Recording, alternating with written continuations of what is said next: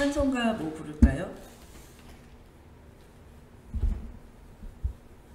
인내하신 곳에 주여 내 말 들으사 죄인오라 하실 때에 날 부르소서. 주여 주여 내 말되오니 죄인오라 하실 때에 날 부르소서. 자비하신 보좌 앞에 꿇어 엎드려 자복하고 회개하니 믿음 주소서. 주여 주여 내 말 되오니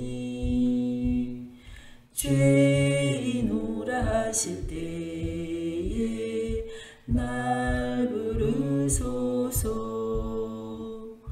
주의 공로 의지하여 주께 가오니 상한 마음을 고치시고 구원하소서. 주여 주여 내가 비오니 죄인오라 하실 때에 날 부르소서. 반복 끊은 예수시여 위로하소서. 우리 주와 같으시니 어디 있을까. 주여 주여 내 마비 오니 죄인오라 하실 때에 날 부르소서.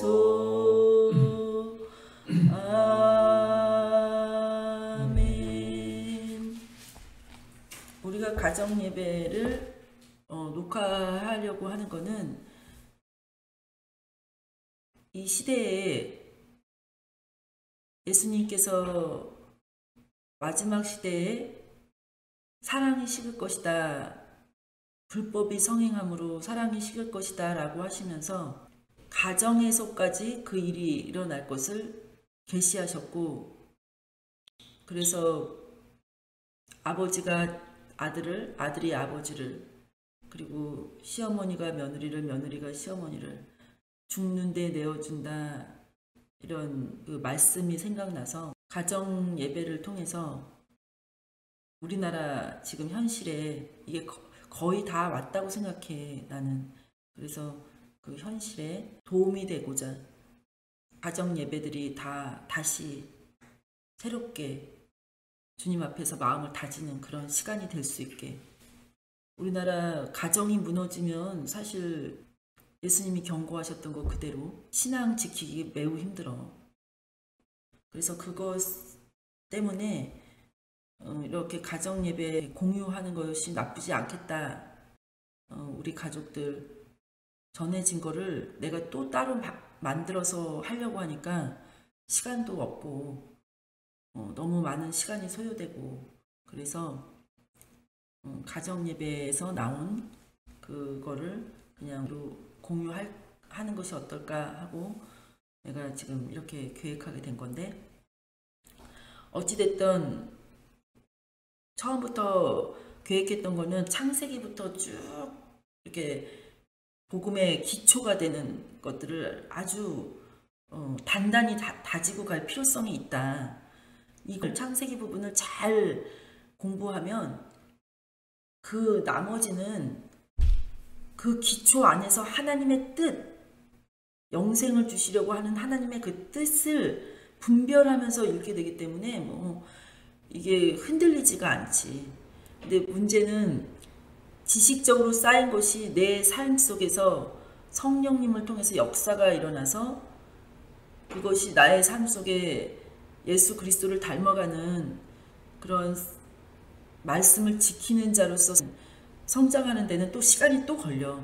그러나 그럼에도 불구하고 이 기초가 바르다면 늘 하나님 안에서 다시 생각해서 회개하고 다시 하나님 앞에 돌이키면서 나 자신의 그 삶을 하나님이 정해놓으신 천국 복음, 자금이로 주 안에서 죽는 자가 복이 있다는 예수 그리스도의 그 길을 따라갈 수 있다고 확신하기 때문에 창세기부터 다시 시작하는 걸로 하겠습니다. 1장, 오늘은 창세기 1장 1절부터 5절까지 첫째 날을 다 함께 읽고 제가 버전이 좀 다르기 때문에 제 버전으로 또 한번 읽으면서 하겠습니다. 창세기 1장 1절부터 5절까지 읽고 1절부터 5절까지 읽겠습니다. 그리고 제가 기도하고 말씀 전하겠습니다. 시작. 태초에 하나님이 천지를 창조하시니라. 땅이 혼돈하고 공허하며 흑암이 깊음 위에 있고 하나님의 신은 수면 위에 운행하시니라. 하나님이 가라사대 빛이 있으라 하심에 빛이 있었고 그 빛이 하나님 보시기에 좋았더라. 하나님이 빛과 어둠을 나누사 빛을 낮이라 칭하시고 어둠을 밤이라 칭하시니라. 저녁이 되며 아침이 되니 이는 첫째 날이니라. 아멘. 어디지? 제자광성교회에서 예배 드릴 때는 한 장을 다 읽고 부분 나눠서 또 이렇게 설명하시고 이렇게 하더라고. 굉장히 좋은 방법이었던 것 같아. 근데 오늘은 그냥 첫날이니까 1장부터 5절까지만 읽었는데 제 거를 이제 버전이 다른 킹 제임스 버전으로 한번 읽어보면은 처음에 하나님께서 하늘과 땅을 창조하신다 이렇게 돼 있어요. 오늘 요 첫째 날을 중심으로 기도하고 예배를 진행하겠습니다. 하나님 아버지 감사합니다. 언제나 우리를 살펴주시고 사랑해주시고 주님의 지극히 크신 사랑을 덧입어주시고자 예수 그리스도 보내주시고 그 예수 그리스도를 통해서 우리의 허물과 우리의 모든 죄를 덮으시고 용서하사 주의 영이 다시 우리에게 올 수 있도록 허락하시고 그 거룩한 영을 통해 주의 거룩한 말씀을 지킬 수 있는 주님의 자녀들로 우리를 삼아주시고 더 나아가 주님의 나라에서 영원히 주님과 함께 살 수 있도록 예수 그리스도의 이름 안에 우리를 두신 주님을 찬양합니다. 우리는 본래 주님 앞에 택함받은 자가 아니었는데 예수 그리스도를 통해서 주님이 주신 그 믿음을 통해 우리가 주님 앞에서 주의 나라에 주의 상속 백성의 접붙임을 받아 이렇게 주님의 말씀을 배우고 주의 영 안에서 아멘이라 화답하며 같은 진리의 말씀에 같은 진리의 영 안에서 같은 고백과 같은 마음과 같은 사랑으로 주님을 향하여 걸어가고 자라날 수 있고 또한 주님께서 반드시 고쳐주시겠다, 가르쳐주시겠다 약속하신 그 모든 일들을 통해서 우리가 주님 안에서 거룩히 자라날 수 있는 기회를 허락하여 주신 것을 감사합니다. 주님의 이 약속을 통해서 오늘도 주님의 말씀을 보고 듣고 배우는 자 되어 이 모든 것을 깨닫는, 지키는 그러한 주의 귀한 자녀로서 성령의 음성을 날마다 상기하며 살 수 있도록 인도하실 것을 믿사옵고 주님이 어디로 인도하든지 따라가는 주의 자녀로서 다시 오실 예수 그리스도를 맞이하는 신부와 같은 자세로 살아가게 하실 것을 믿사오며 이 모든 것을 사랑이 넘치시고 은혜가 풍성하신 우리 주 하나님 아버지 앞에 예수 그리스도의 이름으로 감사하며 기도드렸습니다. 아멘. 하나님의 영적 계보, 그 영적 계보를 처음 시작할 때부터 딱 옷을 받고 시작하는 게 요한복음이야. 예수님에 대해서 어떠한 말도 할 수 없게 만드는 유일한 복음서. 뭐 사람이냐 뭐 신이냐 뭐 이런 말 할 필요도 없어. 요한복음 딱 읽는 순간 예수님은 하나님이야. 딱 이렇게 되는 거야. 그래서 이 요한복음을 통해서 예수님의 출처가 무엇인지를 너무나도 명확하게 설명하기 때문에 이 요한복음이 없이는 사실 논쟁거리가 너무 많아. 신학교에 가면은 하나님보다 위치가 낮다는 둥 뭐 그런데 그러한 신학적 그 논쟁 이런 것들을 잠재울 수 있는 모든 복음서는 이 예수 그리스도의 영적 계보를 명확하게 시작하는 요한복음을 통해서 더 분명해져. 특히나 이 여기서 처음에 이것과 우리가 읽었던 창세기 1장 1절의 처음에하고 똑같은 거야. 처음에 말씀이 계셨고 이 말씀이 하나님과 함께 계셨으며, 그러니까 말씀이 하나님이셨는데 이분이 하나님과 함께 계셨다 그러면 유대교인들이 말하는 것처럼 한 분이라고 표현하기가 버거운 거야. 이거 지금 뭘 얘기하고 있는 거야? 하나님이 삼위가 하나시다 라는 걸 얘기하고 있는 거야. 삼위일체시다. 이 세 분이 하나로서 일하신다. 그래서 요한일서 5장에 보면은 하늘에서 증언하시는 분 세 분, 아버지, 말씀, 성령, 그 다음에 땅에서는 물과 피와 성령, 증언하시는 이는 성령. 이게 처음서부터 여기에 기록되어 있는 거야. 우리 창세기 1장 1절부터. 그래서 여기 보면은 그분께서 처음에 하나님과 함께 계셨고, 요한복음 1장 2절에 보면 이 말이 있는데 이게 왜 중요하냐면 3절에 모든 것이 그분에 의해서 만들어졌으니 만들어진 것 중에 그분 없이 만들어진 것이 하나도 없었더라. 요한복음 1절부터 3절까지가 어마어마하게 중요한 말이고, 이게 성삼일체 창조주 하나님이 창조를 어떻게 하셨는지가 여기서 나오는 거야. 내가 아까 하늘에서 증언하시는 분이 아버지와 말씀과 성령이라고 했는데 이 세 분은 하늘에서 일을 했을 때나 땅에서 물과 피와 성령이라고 했는데 땅에서 일할 때나 단 한 번도 홀로 일하신 적이 없어. 독단적으로 개인적으로 일하신 적이 없단 말이야. 다 어떻게 일하신 거야? 함께 일하신 거야. 함께. 그걸 어떻게 알 수 있냐고?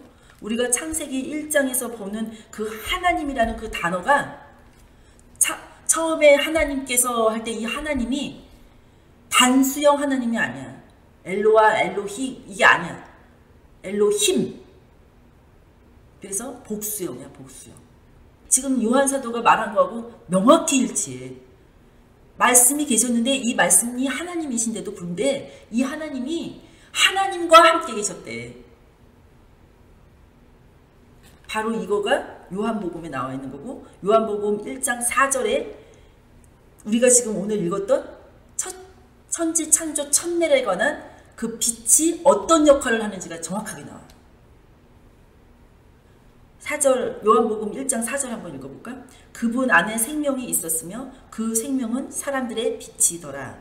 그 빛이 어둠 속에 비쳤을 때 어둠이 그것을 깨닫지 못하더라.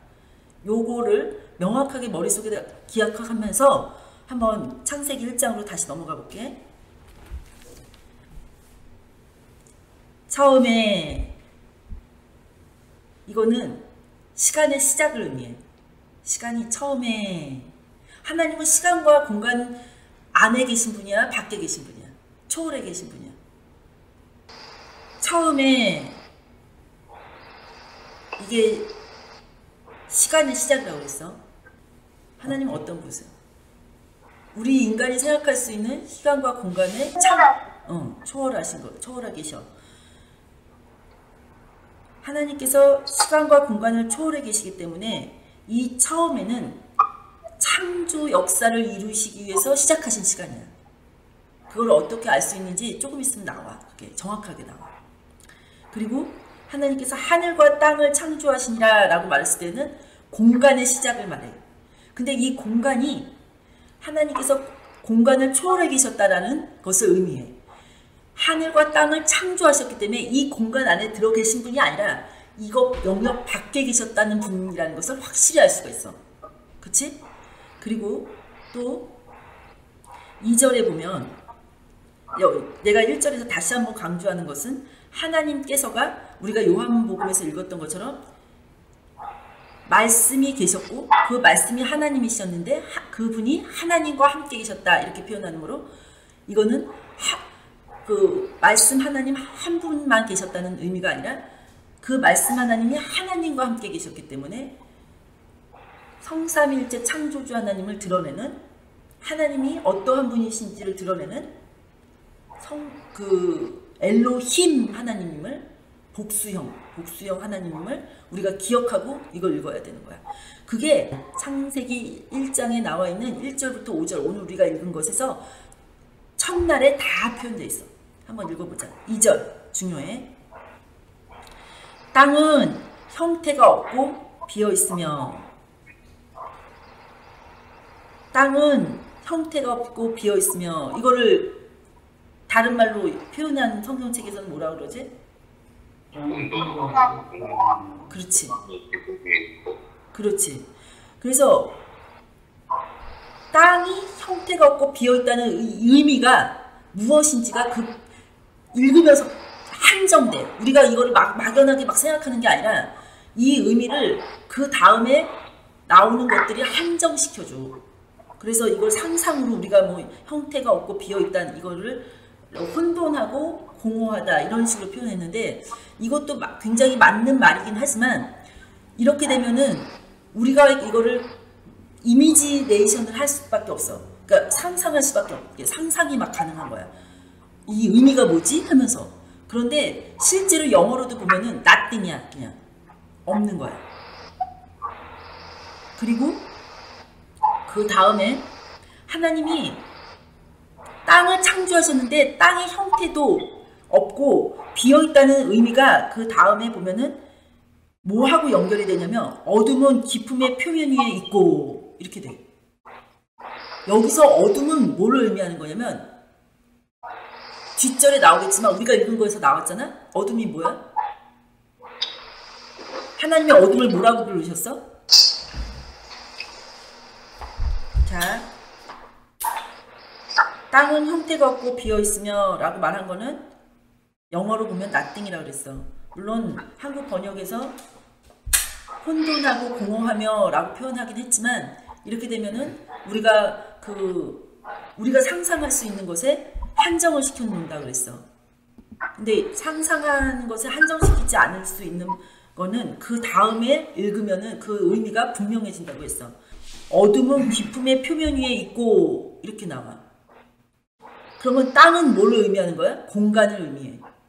공간에 하나님이 하늘과 땅을 창조하셨다는데 그 중에 하나의 공간을 의미하는 거고 어둠은 이라고 말했을 때 이 어둠은 우리가 아까 읽었던 5장에 보면은 뭐라고 부르셨어? 하나님이 어둠을 밤이라 부르시니라 라고 했기 때문에 이 어둠이 무엇을 의미하는 거야? 시간을 의미하는 거야. 그래서 이 어둠이 시간의 시작을 의미하는 거고 땅은 땅과 하늘을 창조하셨다고 하셨는데 그 중에 하나가 땅의 모습이 어떠한지를 얘기한 거야. 그 다음으로 한번 넘어가 볼게. 하나님의 영은 물들의 표면 위에서 움직이시니라.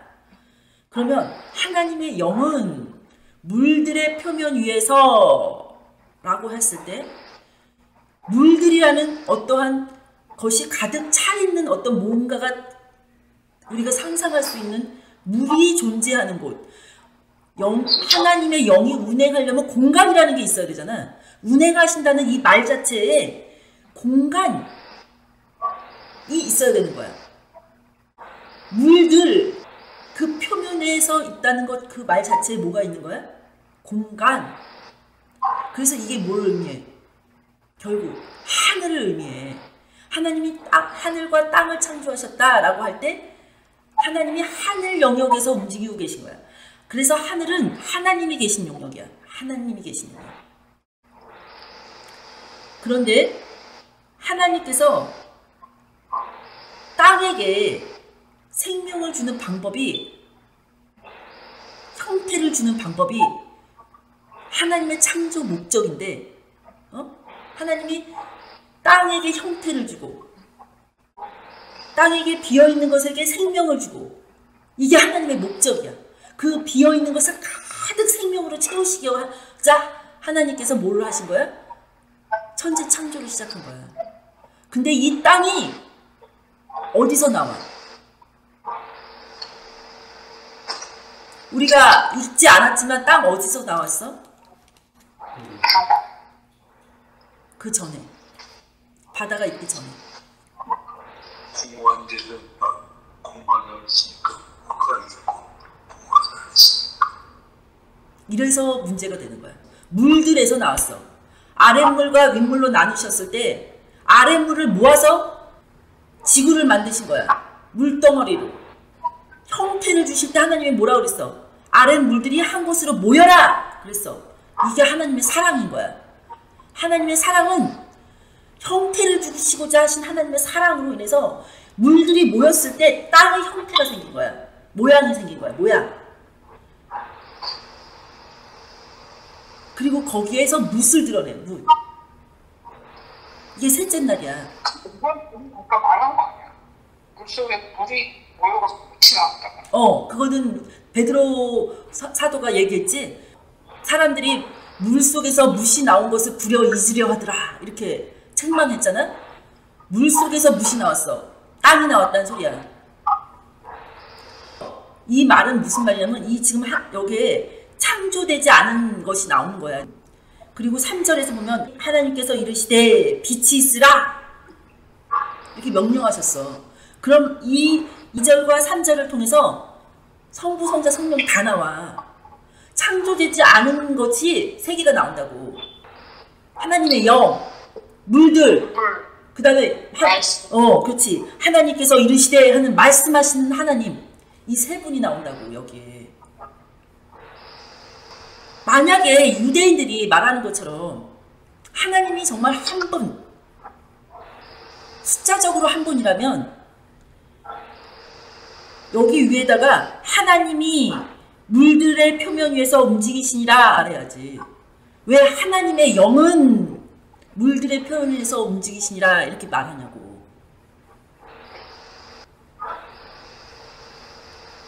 만약에 하나님을 그냥 단지 하나님으로만 이해한다면 하나님의 영은 물들의 표면에서 움직이시니라 이렇게 표현할 필요 없어. 하나님께서 물들의 표면에서 움직이시니라 이렇게 표현하면 돼. 그런데 성경은 이걸 명확하게 하나님의 영은이라고 표현해. 그리고 어둠은 깊음의 표면 위에 있고 라고 했을 때는 이 어둠이 아까 뭐라고 하나님이 명령을 해주셨어. 이름을 지어주시는 거야. 어둠을 밤이라고 부르셨잖아. 그런데 여기에 하나님이 이르시되 빛이 있으라 했을 때 이 빛이 아까 우리가 요한복음에서 읽었던 요한복음 1장 4절에서 읽었던 것 그것이 뭐였다고? 그 빛이 사람들을 그분 안에 생명이 있었는데 그 생명은 이 빛은 뭐라고? 사람들을 비추기 위한 건데 뭐야? 뭘 비추는 거야? 생명을 비추는 거야. 이 빛이 생명을 비추는 거라고. 그럼 이 빛은 뭐야? 하나님의 생명의 속성을 드러낸 거야. 바로 맞아. 하나님이 인간에게 보여질 수 있는, 볼 수 있는 시각적인 어떤 것을 나타내신 거야. 하나님의 빛으로 하나님의 생명의 속성을 나타낸 거야. 그래서 요한 사도가 그 예수님에 대해서 얘기할 때 이걸 에고에임이라고 하거든, 신학적으로는. 그래서 나는 뭐뭐시다. 예수님이 이렇게 표현하실 때 나는 빛이라. 그리고 요한 1서하고 뭐 이런 데서도 보면은 뭐라 그러지? 요한 사도가 하나님은 빛이시라 이렇게 나온단 말이야. 왜 그렇게 표현할 수밖에 없냐면 우리는 이 빛 너머에 계신 하나님을 볼 수 있다 없다? 볼 수 없어. 없어. 왜 그걸 알 수 있냐면 요한계시록 20장에 가면 어떻다고?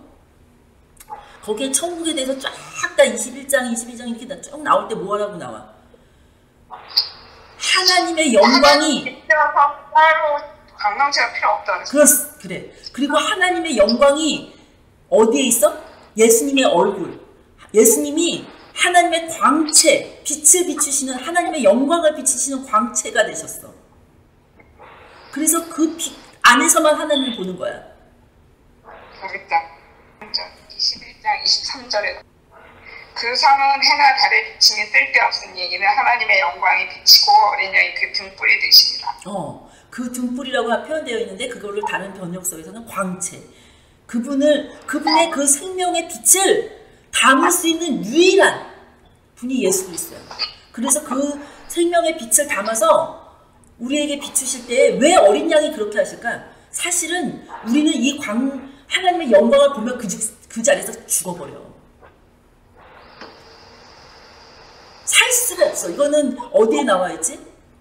출애굽기 34장에 33장에 모세한테 하신 말씀이야. 모세는 수건을 들어가고 모세한테 너가 나를 보면은 내 앞면을 보면은 너는 죽어. 그래서 어떻게 하라고? 내 뒷모습만 보여줄게. 이렇게 하셨잖아. 그것도 또 어디다 감춰 놓으셔서 그랬지? 바위 틈 사이에 이렇게 감추시고. 이게 다 하나님의 사랑이야. 하나님께서 예수 그리스도 안에, 어린 양 안에 하나님의 빛을 담아서 예수님이 그 빛을 비추시는 빛의 역할을 하시게 하신 것은 왜 그러냐? 그 생명을 비추실 때 어린 양이 비추시니까 뭐가 되는 거야? 죄를 보지 않고 비추시는 거야. 이 거룩을 그냥 만나면 우린 죽어. 예수님이 영원토록 어린 양이라는 이 사실도 이거 무슨 의미인지 알겠어? 내가 이걸 읽을 때 하나님 앞에서 진짜 머리가 납작 엎드려지더라고. 진짜 이렇게 엎드려졌어. 예수님이 갇혀 계실 수 없는 하나님이 사람의 형태에 갇혀 계시겠다고 작정하신 거야. 이 땅에 오실 때. 그것도 영원히. 그것도 어린 양의 모습으로.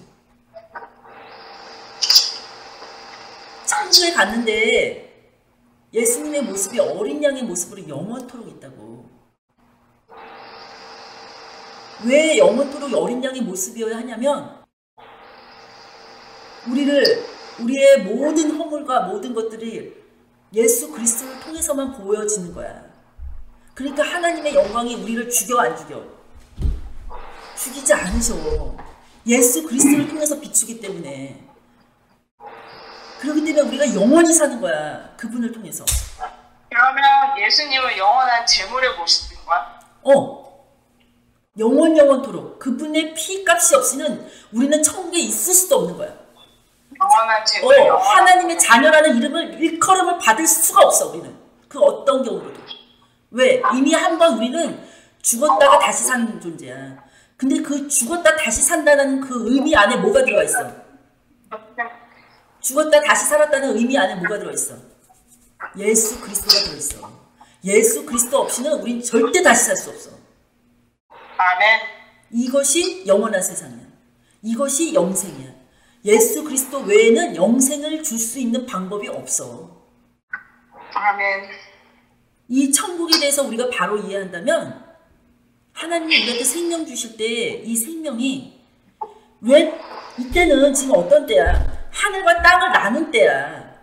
하나님의 영광과 땅의 영광이 다르게 지어졌다고.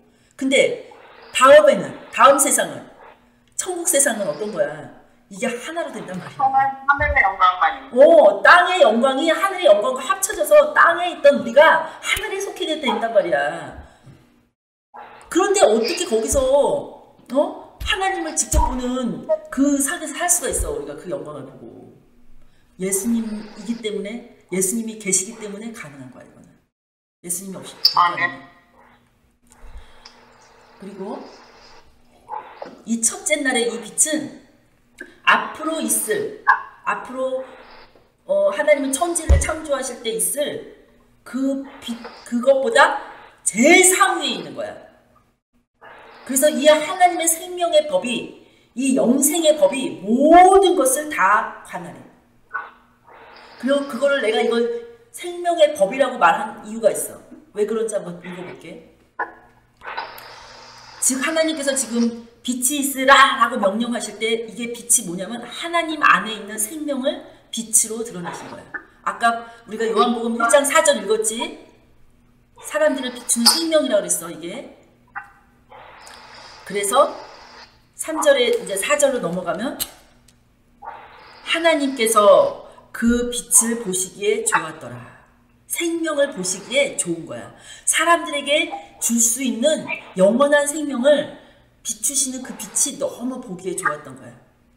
그런데 하나님께서 이 빛을 어둠에서 빛을 나누시고, 이거 어마어마한 거야. 봐봐. 빛이 좋았더라 할 때 좋다는 의미가 뭐라 그랬어? 선하다는 거라 그랬어. 굿넷 이거야. 그래서 이거는 선을 의미해. 선. 하나님이 보시기에 선하게 여겨진 거야. 그런데 이 선하게 여겨지는 것을 어떻게 했어? 어둠에서 나눴어. 어둠으로부터 나눠버렸어. 이게 무슨 걸 의미할까? 아까 어둠이 있었을 때 그 느낌이 어떤 거지? 어둠이 어느 거 표면 위에 있었지? 기품의 표면 위에 있었지.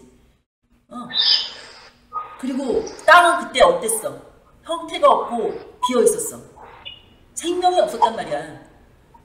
이런 어둠의 공간도 그런 공간, 시간도 그런 시간, 생명을 주어지지 않은 그런 시간, 그 시간, 생명은 뭘로만 나타난다고? 우리에게 비춰지는 생명은 뭘로만 나타난다고? 빛! 빛이 없으면 하나님의 생명을 드러낼 수 있는 방법이 없다니까? 우리 창조물들에게. 그러면 여기서 빛을 어둠과 나누셨다는 의미가 뭐야? 생명을 죽음과 나누셨다는 의미야. 영원한 생명은 영원한 죽음과 함께 할 수 없어. 영원히 이라는 의미야. 그러니까 이게 무슨 소리야? 하나님은 생명을 주실 때 처음부터 영원한 생명을 주시려고 창조하셨다는 소리야. 그리고 생명을 주실 때 이 영원한 생명이 결단코 어떠한 죽음도 이 영원한 생명을 방해할 수 없게끔 나눠 놓으셨어. 이게 하나님의 생명의 법이야. 이런 하나님이 이 천지를 창조하실 때 우리에게 주시고자 했던 이 사랑은 어마어마한 거야. 어마어마한 거. 말로 표현할 수가 없는 거야, 그냥.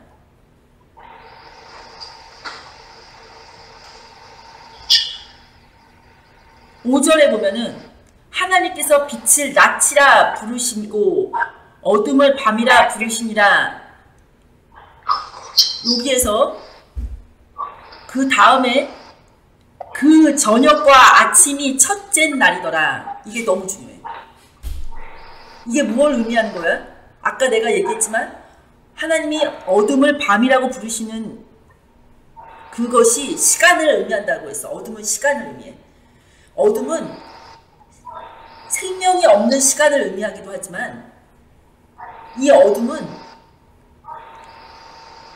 기품의 표면이라는 그 공간을, 기품이 그 표면이라는 그 공간을 이 어둠이 어떤 상태인지를 표현해줘.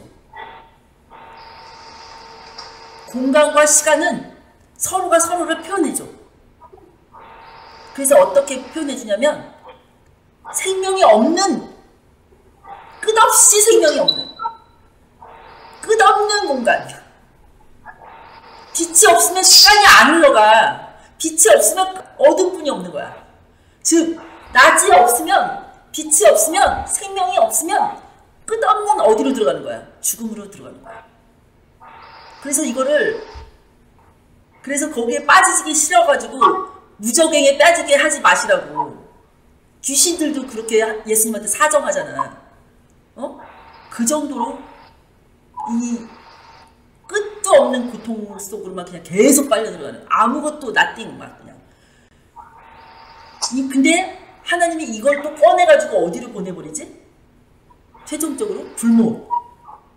생명이 영원히 죽지 않는단 말이야. 영원히 죽지 않게 돼버렸어. 우리는 처음부터 받을 때 뭘 받았다고? 영원한 생명을 받았다고. 영원한 생명을 주시기 위해서 우리를 창조했다고. 그러니까 우리가 다시 다 내어줄 때, 땅이 죽은 자를 내어주고 사망이 다 내어줄 때 우리가 어떻게 태어나?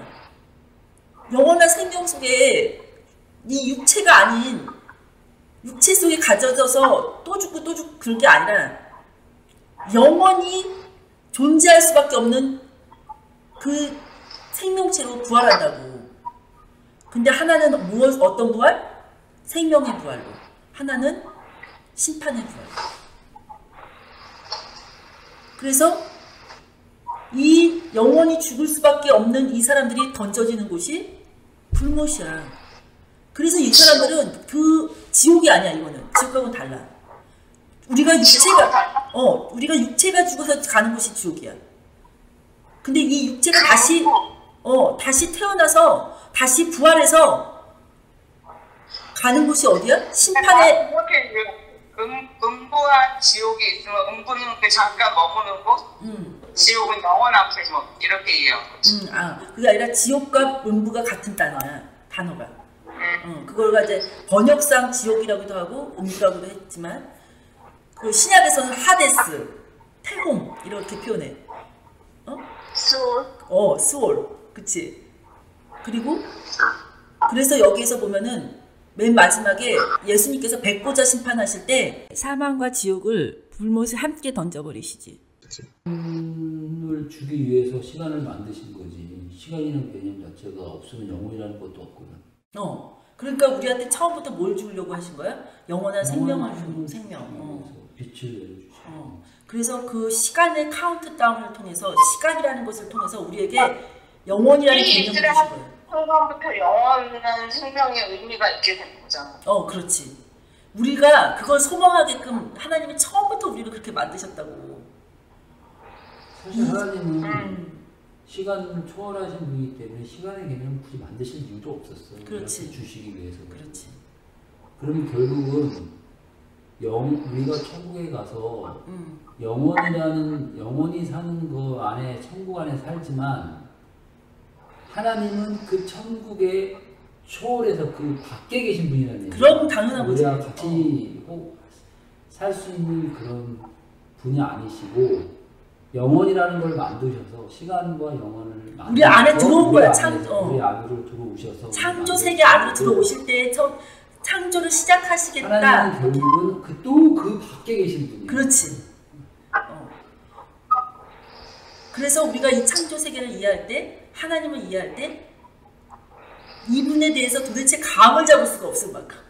감을 못 잡아 우리는 하나님이 우리한테 표현해 주신 창조 세계에서만 하나님을 이해해. 그거 있는 거지. 그것도 말씀을 줘갖고 우리가 말씀이라는 이걸 주셨기 때문에 우리가 그 창조하신 공간을 이해하고 있을 뿐이지 하나님 자체를 우리 속성을 이해할 수는 없어. 이 부분이 주시지도 않고 우리한테. 그렇지. 그 부분을 알려주시지도 않았어. 너희는 그거를 알 수가 없어. 알 수 없어. 이거는 정말로. 그리고 또 너무 내가 아까도 얼핏 언급했지만 그 물들에서 윗물과 아랫물을 나눠서 어떻게 했다고? 그 아랫물에서 지구를 만드셨는데 끌어당기는 거야. 끌어당겨. 그래서 물 덩어리를 만들었어. 이게 뭐야? 중력이야. 중력 존재 이유야. 중력이 어떻게 존재하느냐? 하나님의 사랑으로 존재해. 형태를 주시고 싶어 하셨던 하나님의 사랑으로. 이 중력이라는 힘이 없으면 형태라는 것이 존재할 수 없다니까? 그리고 물들에서, 아랫물에서 지구를 만드셨다는 것은 무엇을 의미해? 생명에서 생명을 창조했다는 것을 의미해. 생명 없이, 하나님 없이 생명이 창조될 수 있는 것은 아무것도 없어. 우리에게 주어진 것이 처음부터 없었어. 생명에서 생명이 창조된 거야. 물들 안에서 우리가 창조된 거라고. 이 물은 그럼 무슨 물이야? 생명수. 생명이 있는 물이야. 아니 근데 이 물은 이 공간이 창조되기 전에 하나님의 영이 그 위에 계셨던 거잖아. 이게 물은 우리가 이해할 수 없는 영역일 수도 있어. 아니야. 자, 다시 한번. 하나님은 천지를 창조하실 때 하늘과 땅으로 창조하셨다. 이 말 안에 무슨 말이 들어가냐면 하나님은 하늘과 땅과는 상관없는 영역에 계셨다는 것을 의미해. 그러면 하늘이라는 영역 속에서 하나님이 하나님을 나타내실 때 어떻게 나타내시고자 하셨느냐? 이것은 하나님이 천지를 창조하시겠다는 그 계획 속으로 들어오실 때 하나님은 어떠한 모습으로 나타내시고자 하셨는가? 하나님의 영, 하나님의 물들, 그 다음에 말씀 하나님. 그렇기 때문에 이것은 하나님의 속성과 같은 거야. 물은 하나님의 속성이 아니야. 그렇지. 그래서 이 물들이 하나님이 창조 세계 밖에서는 물들로 계시는지 우리 모른다고. 근데 이 천지를 창조하신 하나님의 영역 안으로 우리가 표현하실 때 우리한테 드러내신 그 모습은 뭐야? 하나님의 영, 물과 말씀. 그 뜻이. 근데 거기에 요한복음에 보면 그가 함께 하셨다고 했어. 그러면 여기서 그는 말씀. 예수님. 말씀 하나님. 말씀이 말씀 하나님이 예수님이지. 예수님 말씀 하나님. 말씀 하나님 예수님이지. 그래서 말씀이 육신을 입고 오신 것을 우리가 예수님이라고 말하는 거잖아. 그치? 그래서 이 하나님이 아랫물로 지구를 만드셨다는 그 의미가 생명에서 생명을 낳았다는 의미야. 그러니까 말씀 하나님이 예수님이니까 예수님이 천지를 창조할 때 그 말씀, 예수님의 말씀, 예수님이 창조하셨다는 말도 틀리지는 않아. 전혀 틀리지 않지. 그게 요한복음에 나와 있는 거잖아. 하나님을 창조하셨다는 거잖아. 그래서 그 예수님의 족보를 영의 족보를 말하는 거잖아. 그치? 그래가지고 예수님이 하나님이셨음을 명확히 하는 거야. 말씀 하나님이셨음을. 그런데 생명은 창조주 하나님 모두 안에 있는 거잖아. 말씀 하나님이 명령해서 빛으로 그 생명을 드러내신 거지. 그리고 그 말씀이 육신을 입고 오셨다는 것을 얘기하고 있지. 내가 이거를 깨달을 때 진짜 너무 놀랬던 거는 오빠가 그때 얘기했었잖아. 힘에 대한 힘. 우리가 인간이 찾아낸 힘이 4가지가 존재하잖아. 그거 한번 얘기해 줘봐. 아니 지구상에 그러니까 우리가 알고 있는 힘이 4가지가 있는데 하나가 중력, 하나가 전자기력, 하나가 강력, 하나가 양력인데 전자기력, 강력, 양력은 이게 왜 나왔고 어디서부터 발생했고 모든 게 해석이 왜 탄생했는지에 대한 해석이 다 가능한데 중력은 해석이 안 돼 있다. 중력은 이게 왜 물체가 있으면 왜 끌어당기는 힘이 있는지 이걸 또 해석을 해낼 방법이 없고 단지 우리가 알고 있는 건 뉴턴이 중력에 대한 현상 그러니까 이런 왜가 아니고 중력이 떨어지는 거에 대한 얼마나 떨어지는지에 대한 수치 그리고 나타나는 어떤 실험적인 어떤 데이터만 있을 뿐이지 이게 왜 끌어당기는지에 대한 사항들은 여전히 모르고 지금 과학자들도 그건 잘 모르겠는데 라고 시작을 한다는 거지. 근데 그거를 뭐라고? 성경에서는? 중력은 밝혀지지 않는다는 얘기야. 그렇지요. 그러니까 중력의 힘이 얼마인지 그것에 나타나는 현상이 어떤 건지는 다 아는데 그게 왜 어디서부터 시작되는지를 모르거든. 그 자체로 그냥 하나님 사람이시라는 소리잖아. 근데 그것을 성경이 설명해주고 있다고. 성경이 어떻게? 하나님이 형태를 주기 위해서 아랫물을 통해서 궁창을 만드셔가지고 아멘입니다. 그 아랫물을 형태를 주려고 뭐라 그랬어? 모여라 그랬어. 뭐라고요? 뭐라고? 아랫물과 윗물. 윗물 아랫물 나누신 다음에 아랫물을 모아서 거기서 물을 모으니까 거기서 묻이 드러났대. 그 묻이 드러난 그 사건, 모인다는 그 사건이 중력이라는 거잖아. 그러니까 처음부터 성경 측에 중력이 있는 거야. 모인다, 모으신 거. 그렇지. 근데 그걸 아무도 해석을 못하는데나 과학자들이. 그러니까 성경에 이미 중력이 있는 거야. 그리고 이 중력은 하나님의 사랑이라고, 그 힘이라고, 하나님의 사랑의 힘의 파워가 어느 정도인지를 보여주고 있는 거야. 절대로 끊을 수 없다는 사도 바울의 그 고백이 맞아. 천지에 나에게 그 어떤 것도 하나님의 사랑에서 나를 끊을 수 없다. 이게 아멘이라니까. 이거는 진짜 하나님의 사랑이 중력으로 나타난다니까. 형태를 주시고 싶으신 하나님의 사랑으로 나타난다고. 근데 그럼에도 불구하고 이 중력이 있는데 중력이 태양이나 지구나 모든 행성에 중력이 있는데 하나 계속 풀리지 않는 인력 풀리지 않는 게 그 우주는 계속 확장을 하고 있다는 건 사실인데 이게 왜 확장을 하려면 뭔가 에너지가 있어야 되는데 중력은 서로 끌어당기는데 어떻게 이게 확장이 되느냐 그러면 그 에너지 보존의 법칙을 우리는 철저하게 믿고 있는 질량 보존의 법칙, 에너지 보존의 법칙을 철저하게 믿고 있는데 그럼 이 힘은 어디서 왔느냐? 확장은 에너지, 엔탈피가 안정화되는 구조로 가는데 이 에너지는 그럼 도대체 어디서 나온 거야? 라고 물어보니까 얘네들이 이제 해석이 과학의 힘을 만들어 놓은 거지. 그래서 그게 암흑물질이에요. 이건 모르겠는데 이 암흑물질이라는 게 있어.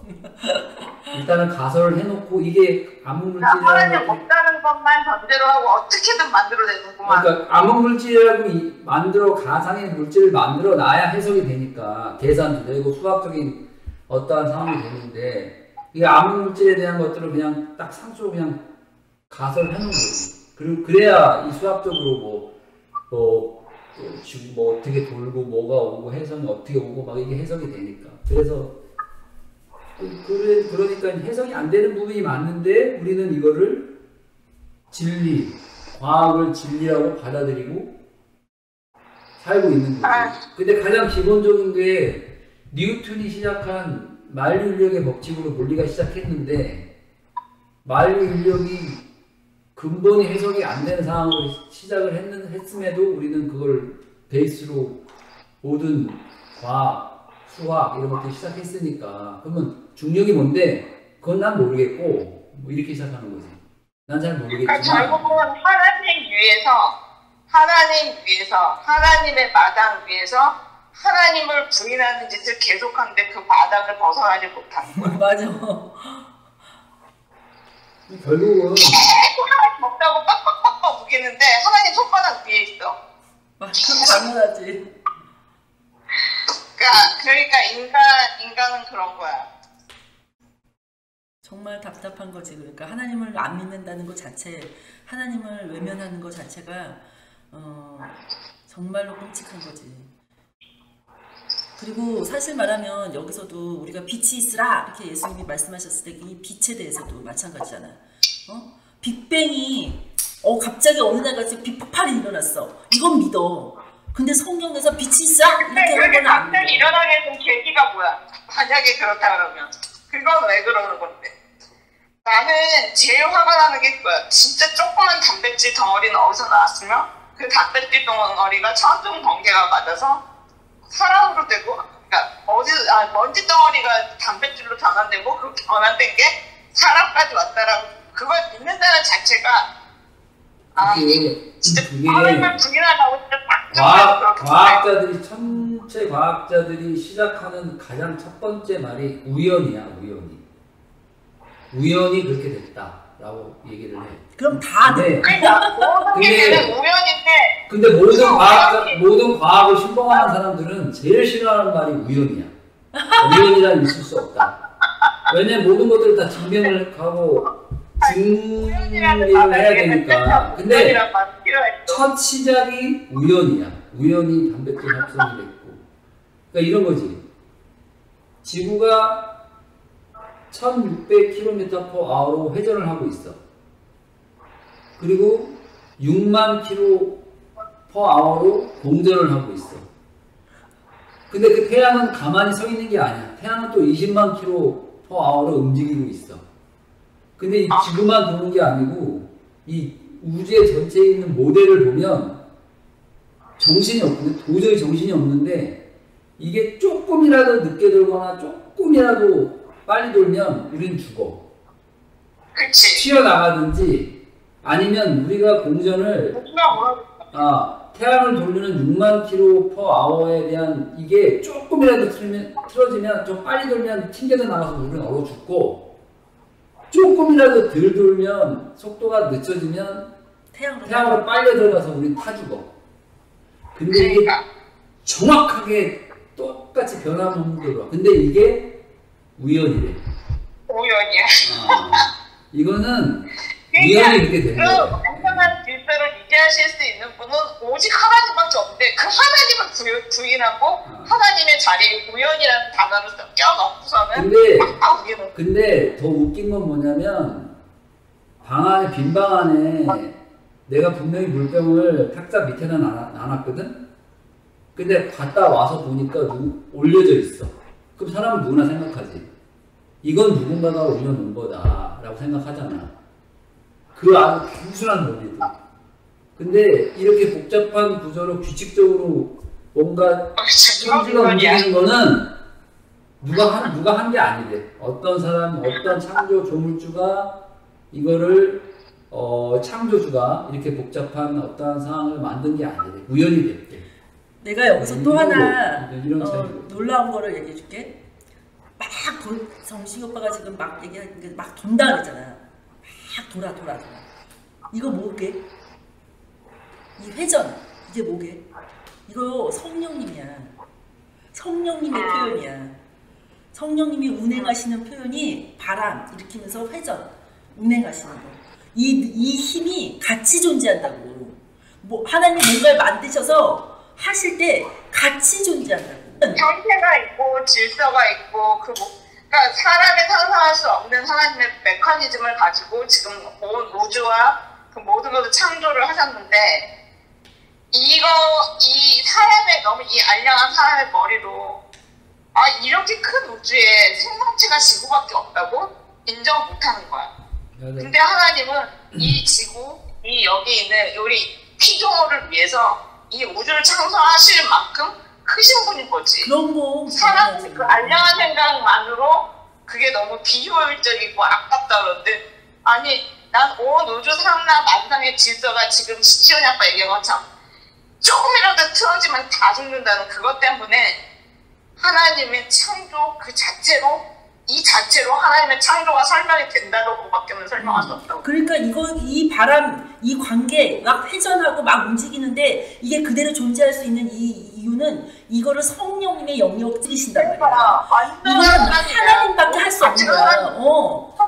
그냥 하나님은 하나님이야 그냥. 이게 더 웃긴 게 뭐냐면 사람이 발견해낸 이게 과학이라는 게 실험치에 의한 거잖아요. 다 증빙을 해내는 거잖아. 그게 과학이라고 하는데 그것들 하나에 어떤 걸로 직결이 되냐면 우리가 방을 청소해 놓고 가만 놔둬요.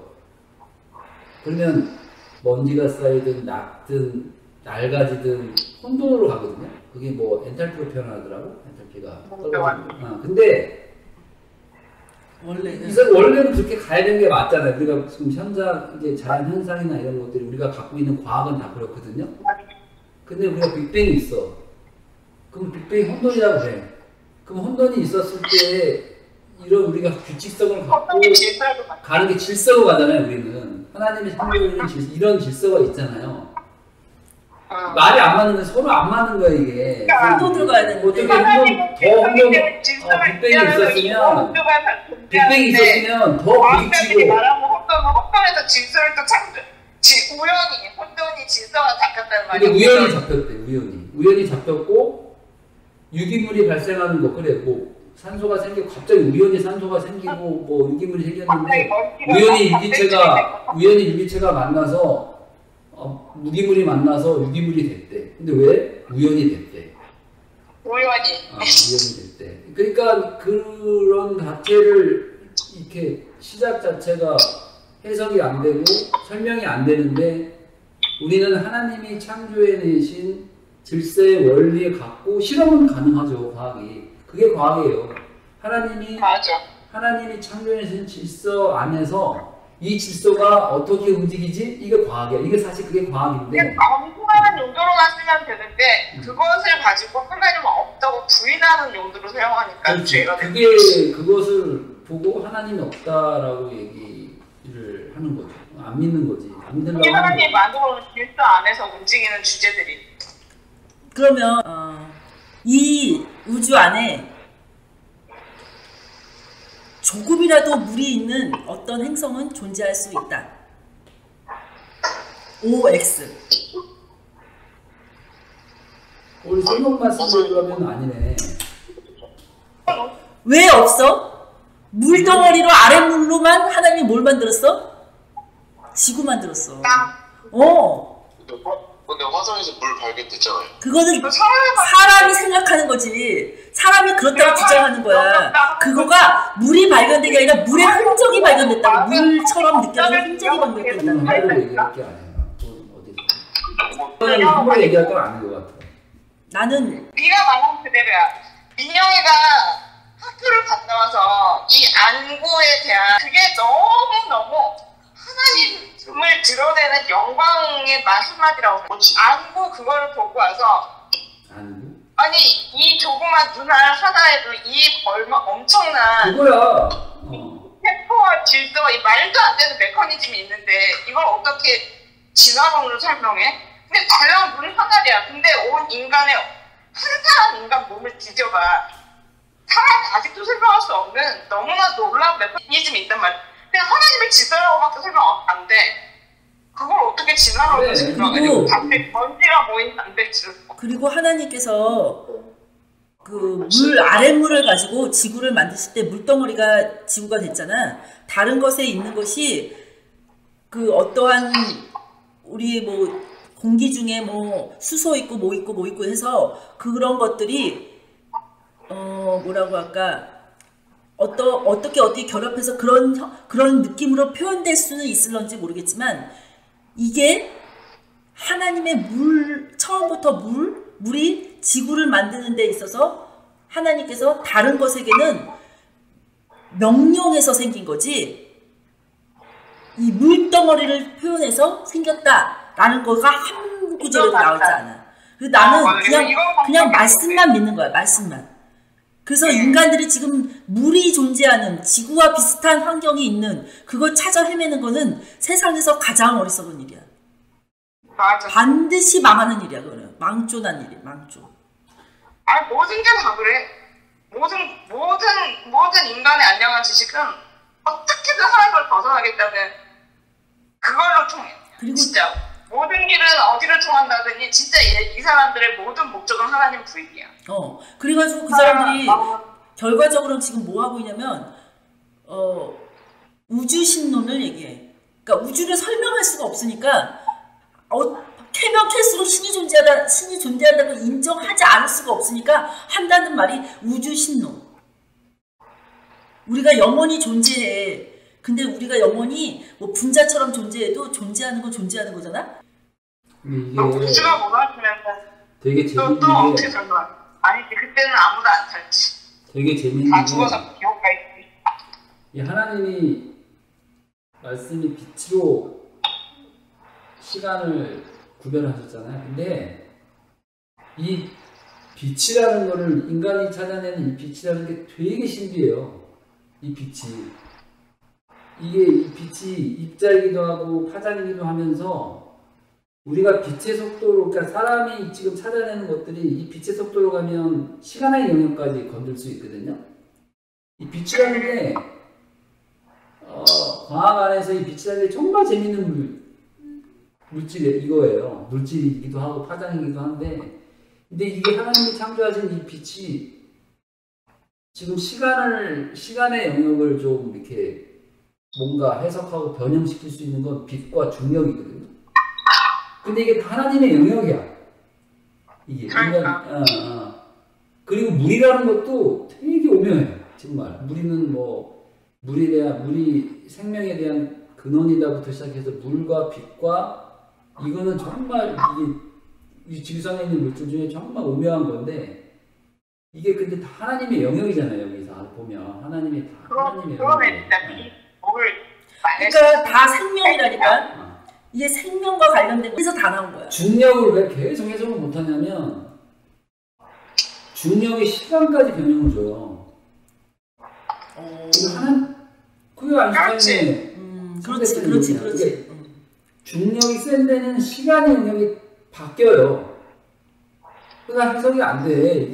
그러니까 이게 해석이 더 안 되냐? 해석이 될 수가 없어 지금 이게. 근데 이게 보면 다 이게 하나님의 영역이거든. 안 되는데 빡빡 오시는 거야. 하나님의 영역이거든. 난 근데 더 놀라운 거는 모든 부분을 우연이라는 말로 배제하고 있어.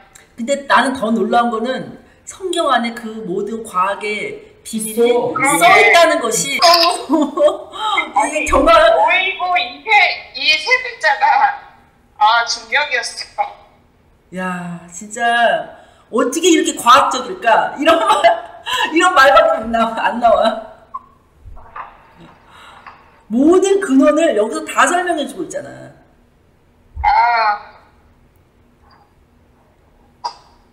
우리가 이제 다음 시간에 둘째 날, 셋째 날, 넷째 날을 이렇게 하면서 우리가 뭘 느끼게 되냐면 점점 하나님의 사랑에 지배하는 점 보여.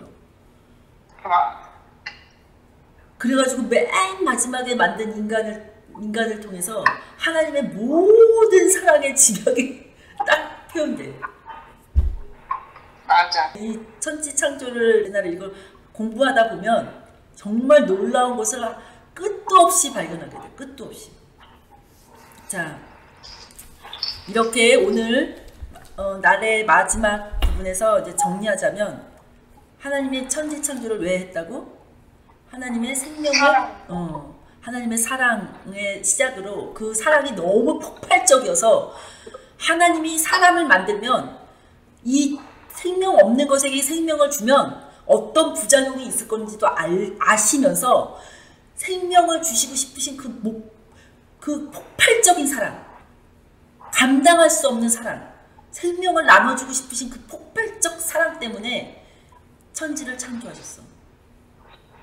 감당할 수 없는 이 나눠주고 싶은 사랑, 생명을 주고 싶으신 이 사랑 때문에. 법도 사랑의 표현이네. 그래, 공의가 사랑의 표현이야. 영원히 생명 주시고 싶으신 그 하나님이 법을 세워서 영원한 생명은 영원한 죽음이 건드릴 수 없어. 이거를 공의, 하나님이 보시기에 선하신 의로, 법으로, 생명의 법으로 세우신 거야. 그러니까 첫날은 생명의 법을 창조한 날이라고 할 수 있어. 생명을 창조하신 것, 생명을 드러내신 것,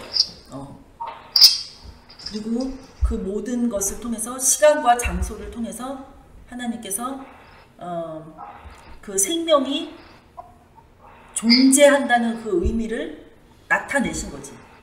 나라면 일단 하나님이 우리한테 영생을 주기 위해서 우리를 창조했는데 했잖아. 그러면 왜 영생을 주기 원하냐면 하나님은 우리하고 영원히 같이 서로 사랑하며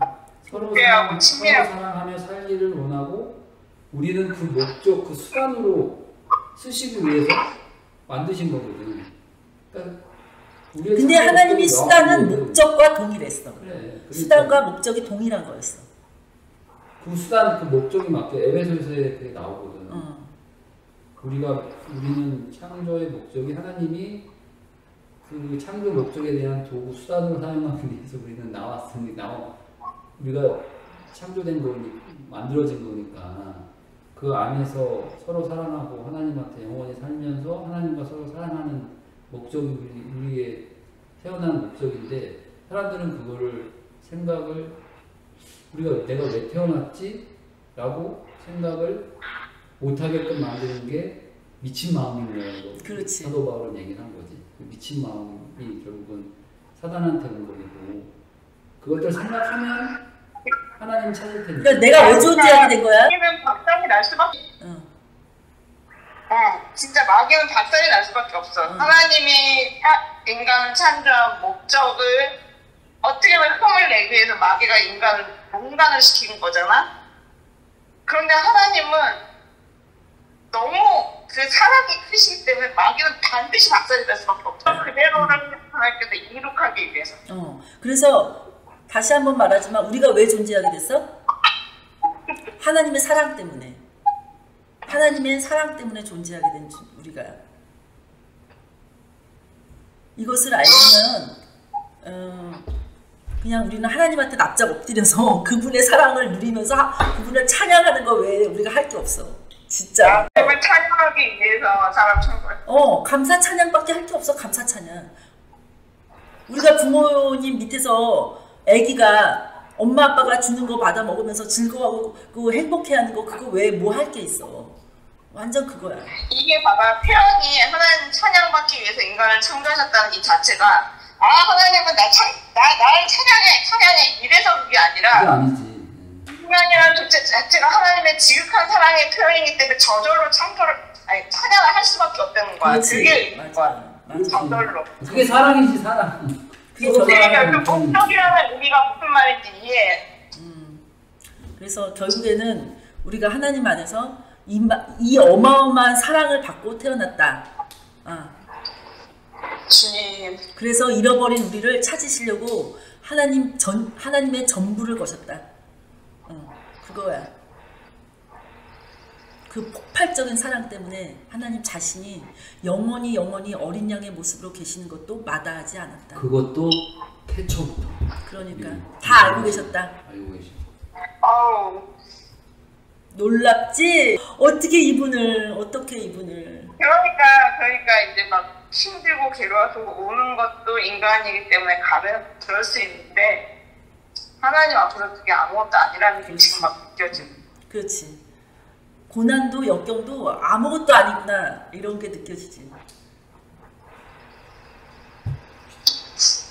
내가 이 시간 지나도 또다시 힘들 때 괴로울 때 슬퍼할 수 있겠지만 지금의 이 사랑, 이 하나님의 사랑의 그 크기에 대한 가늠할 수 없는 사랑의 크기를 잊지 말아야 될 것 같아. 그렇지. 빠지게 되면 하나님의 사랑을 잊잖아. 괴로워하거나 고통스러워하거나. 맞아.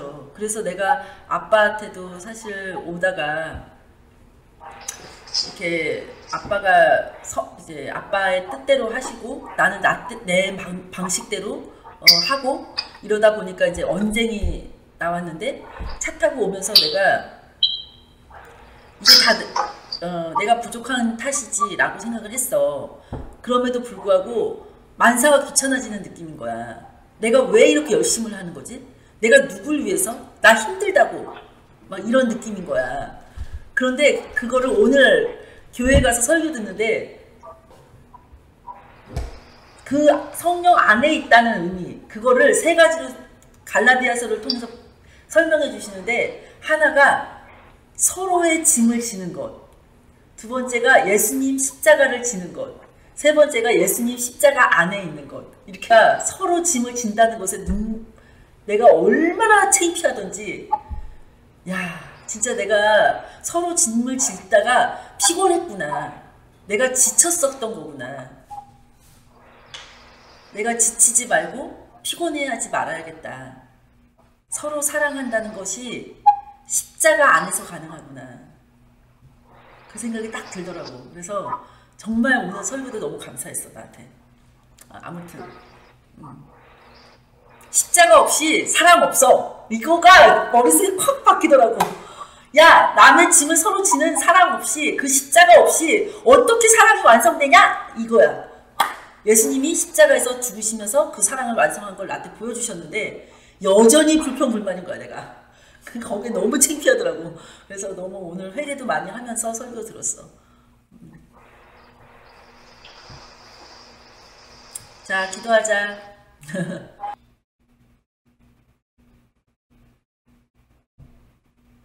지극한 사랑이신 나의 하나님,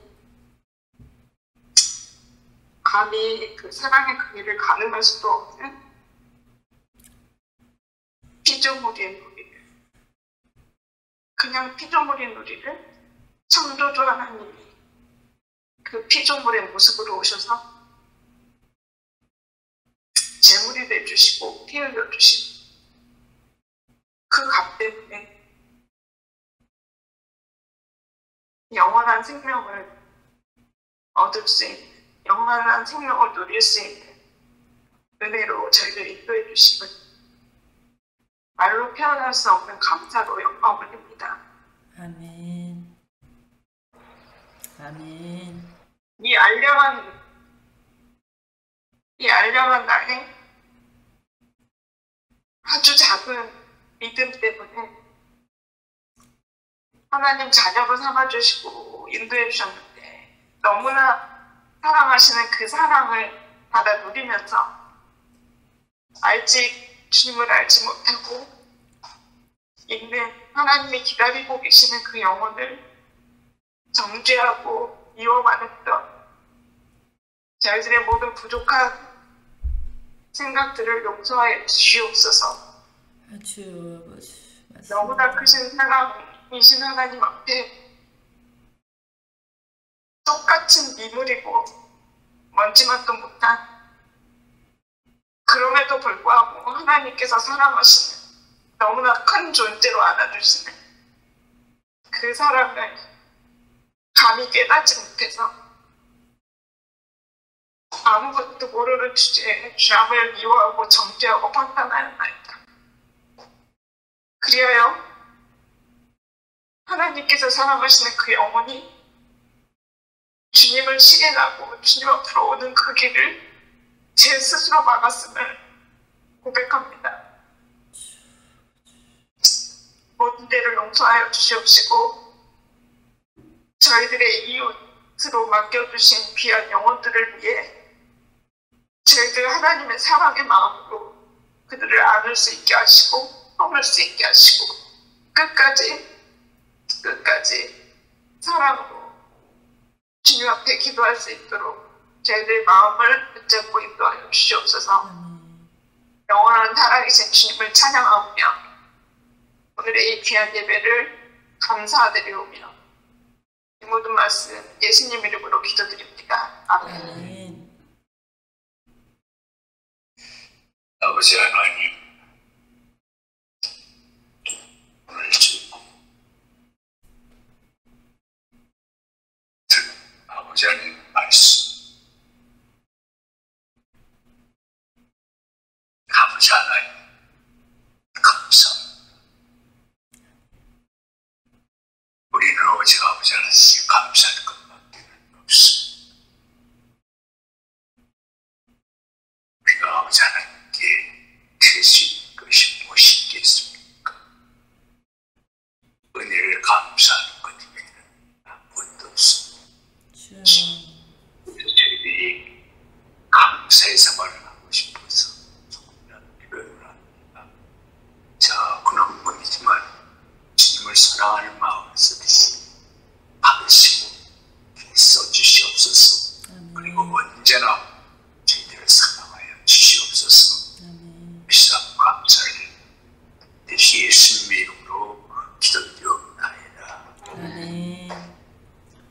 하늘에 계신 우리 아버지, 이름이 거룩히 여김을 받으시오며 나라가 임하옵시며 뜻이 하늘에서 이루어진 것 같이 땅에서도 이루어지리이다. 오늘날 우리에게 일용할 양식을 주시고 우리가 우리에게 죄 지은 자를 사하여 준 것 같이 우리의 죄를 사하여 주시고 우리를 시험에 들게 하지 마옵시며 다만 악에서 구하옵소서.